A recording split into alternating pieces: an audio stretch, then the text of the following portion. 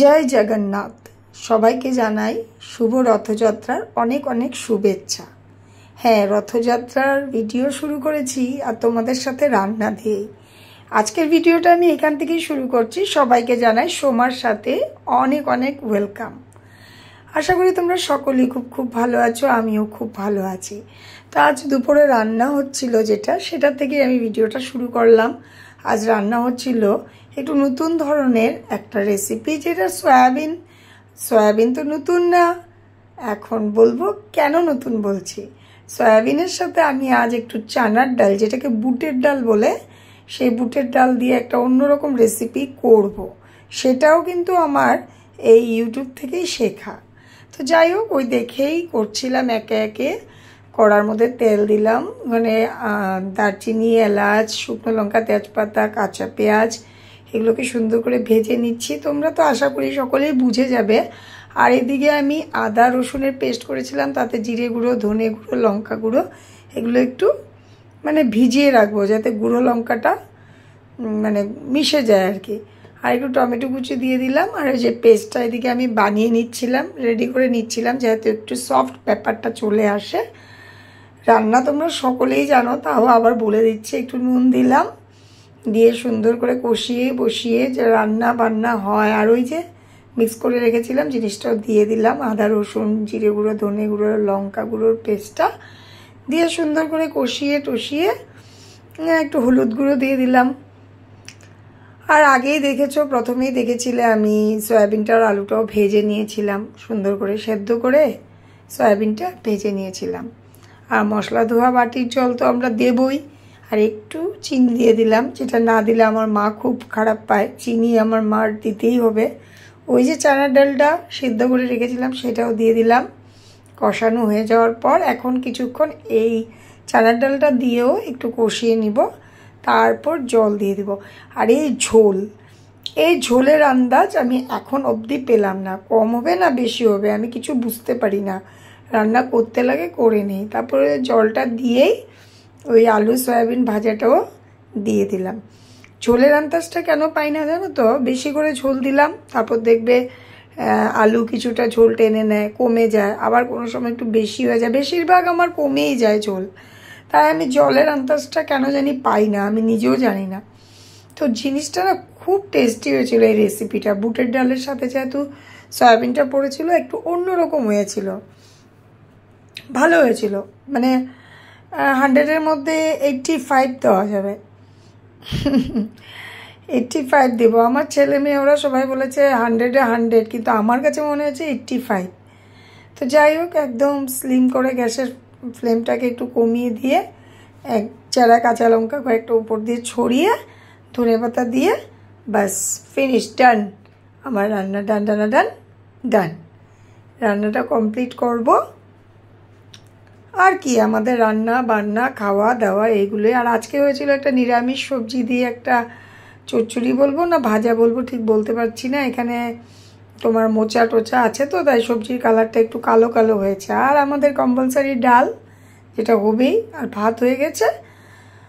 আর যেটা রান্না হয়েছিল জাস্ট তোমাদেরকে দেখালাম, সেটা একদম ফাইনাল লুকটা একবার দেখো। সত্যি দেখতে খুবই সুন্দর হয়েছিল, খেতে যদিও 85% পেয়েছে।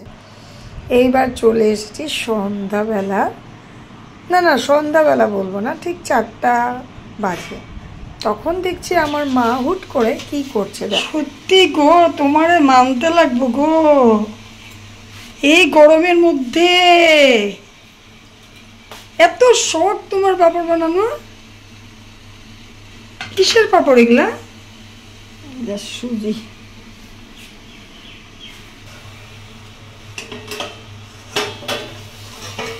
এই যে দেখো, পাপড় বানানো নিউ স্টাইল। নিশ্চয়ই ঠান্ডা জলে দিতে লাগবে। আবার ফ্রিজে ঠান্ডা বরফের চলবো না, এটা চিন্তা করেছ? এই যে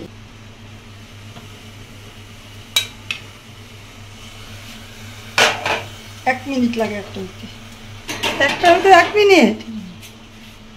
বুঝো তোমরা, বাপরে, এটাই বলে মা। আমার দ্বারা পসিবল না সত্যি। এই যে এরকম জলে চুপিয়ে রাখলো, এখন এটা উঠাচ্ছে।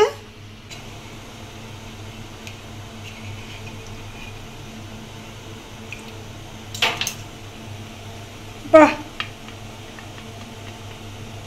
ওখানে নিয়ে উঠে দেবে ভালো বেশি, ওইখানেই আনতা।